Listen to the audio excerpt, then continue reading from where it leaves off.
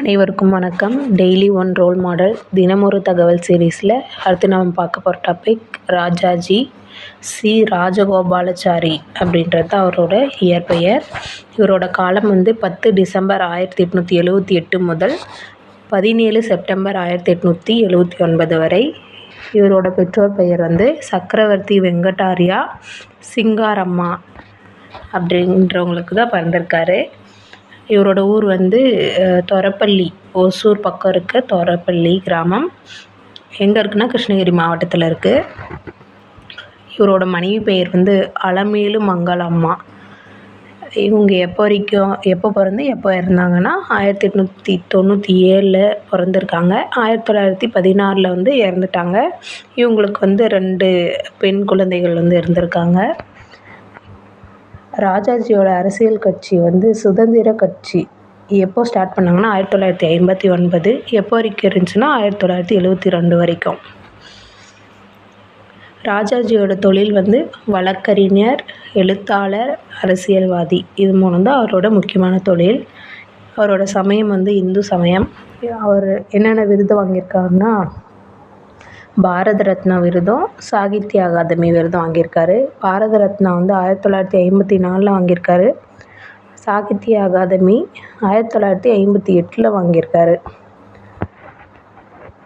சிறப்பு பெயர்கள் ராஜாஜி, மூதறிஞர் ராஜாஜி, சிஆர் அப்படின்னு சொல்லிட்டு அழைப்பாங்க. நம்ம சேலத்து மாம்பழம் அப்படின்னு சொல்லிட்டு அழைப்பாங்க அப்படின்னு சொல்கிறாங்க. ராஜகோபாலாச்சாரி அவர்கள் இப்போ கிருஷ்ணகிரி மாவட்டமாக மாறி இருக்கு. அப்போதைய சேலம் மாவட்டத்திலேருந்து பிரிஞ்சு தான் கிருஷ்ணகிரி மாவட்டம் வந்தது. தருமபுரியிலேருந்து பிரிஞ்சு கிருஷ்ணகிரி வந்தது. அதனால் அப்போதைய சேலம் மாவட்டத்தில் உள்ள தொரப்பள்ளி அப்படின்ற ஊரில் டிசம்பர் 10, 1878 பிறந்திருக்காரு. இவர் அப்போ சேலம் மாவட்டமாக இருந்ததுனால சேலத்து மாம்பழம் அப்படின்னு சொல்லிட்டு செல்லமாக அழைக்கப்பட்டிருக்காரு. இவர் 1900 வழக்கறிஞர் தொழிலில் நடத்தி வந்திருக்காரு. 1917 நகராட்சி உறுப்பினராகவும், அதுக்கப்புறம் அந்த நகராட்சி உறுப்பினராக இருந்து நகரசபை தலைவராக மாறியிருக்காரு. எப்போ வரைக்கும் நகராட்சி தலைவராக இருந்திருக்காருன்னா 1921 வரைக்கும். அதுக்கப்புறமா காங்கிரஸில் ஜாயின் பண்ணிவிட்டு ரவுலட் சட்ட எதிர்ப்பு இயக்கம், ஒத்துழையாமை இயக்கம், வைக்கம் சத்தியாகிரகம் இதெல்லாம் ஈடுபட்டிருக்காரு. 1925 திருச்செங்கோட்டில் காந்தி ஆசிரமம் அப்படின்னு சொல்லிட்டு ஒரு ஆசிரமத்தை ஸ்டார்ட் பண்ணி அங்கே மதுவிலக்கு பிரச்சாரம் செஞ்சுருக்காரு. 1930 மகாத்மா காந்தியோட தண்டி யாத்திரையை ஃபாலோ பண்ணி ராஜாஜி அவரோட தலைமையில் வேதாரண்யத்தில் உப்பு சத்தியாகிரகத்தை நடத்தியிருக்காரு. அதை நடத்துறதுனால சிறையில் இருந்திருக்காரு. 1937 சென்னை மாகாண தேர்தலில் வெற்றி பெற்று ஜூலை 17 மாகாணத்தோட முதலமைச்சராக ஆகியிருக்காரு. ராஜாஜியோட ஆட்சியின் போது என்னென்ன சட்டம்லாம் கொண்டு வந்தார்னா மதுவிலக்கு சட்டம், கைத்தொழில் பாதுகாப்பு சட்டம், ஆலய பிரவேச சட்டம், விற்பனை வரி அறிமுகம். எப்போ அறிமுகப்படுத்தியிருக்காங்கன்னா 1937. இப்படி பல சீர்திருத்த சட்டங்களை ராஜாஜி இயற்றியிருக்காரு. 1944 சிஆர் திட்டத்தை காந்தியடிகளுக்கு கொடுத்துருக்காரு. 1946 to 47 மேற்கு வங்க ஆளுநராக பணியாற்றியிருக்காரு. இவர் கவர்னர் ஜெனரலாக இருந்த ஒரே ஒரு இந்தியர் ராஜாஜி மட்டும்தான். அவர் தான் கவர்னர் ஜெனரலாக இருந்த கடைசி இந்தியரும் அவர் தான் அப்படின்னு சொல்லிட்டு பாராட்டப்படுறாரு. 1952 தமிழக முதலமைச்சராக பொறுப்பேற்றிருக்காரு. 1953 அவர் ராஜாஜி அறிமுகப்படுத்தின குலக்கல்வி திட்டத்திற்கு நிறைய எதிர்ப்பு மக்களிடம் தோன்றியிருக்கு.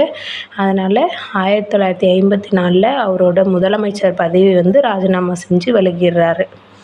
1959 சுதந்திர கட்சியை ஸ்டார்ட் பண்ணுறாங்க. அதுக்கப்புறம் அவரோட இலக்கியம் பற்றி பார்க்கலாம். ஆங்கில இலக்கியத்திற்கு பெரும் சிறப்பு சிறப்பாக வந்து பங்காற்றியிருக்காருன்னு சொல்கிறாங்க. தமிழில் வந்து ராமாயணம், மகாபாரதம் அந்த காவியங்களெல்லாம் வந்து மொழிபெயர்த்திருக்காருன்னு சொல்கிறாங்க.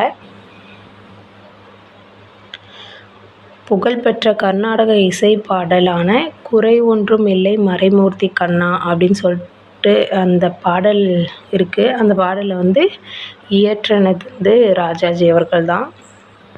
ராஜாஜி வந்து 1972 டிசம்பர் 25 இறந்துடுறாரு. அவருக்கு என்னென்ன நினைவு சின்னங்கள்லாம் வச்சுருக்காங்கன்னா, மதுரை மாவட்டத்தில் திருமங்கலத்தில் அமைந்துள்ள ராஜாஜியோட சிலை, அதுக்கப்புறமா தொரப்பள்ளியில் ராஜாஜியோட வீடை வந்து அவரோட நினைவு இல்லமாக பராமரிச்சுட்டு வராங்க இப்போ வரைக்கும். அவரோட படைப்புகள் வந்து தமிழில் முடியுமா, திண்ணை ரசாயனம், சக்கரவர்த்தி திருமகன், வியாசர் விருந்து, கண்ணன் காட்டிய வழி, பஜகோவிந்தம், கைவிளக்கு, உபநித பலகனி, ரகுபதி ராகவ, முதல் மூவர் வந்து மீ.ப. சோமுவுடன் இணைந்து வந்து இயற்றியிருக்காங்க. திருமூலர் தவமொழியும் ராஜாஜி வந்து மீ.ப. சோமுவுடன் வந்து இணைந்து நடத்தியிருக்காரு.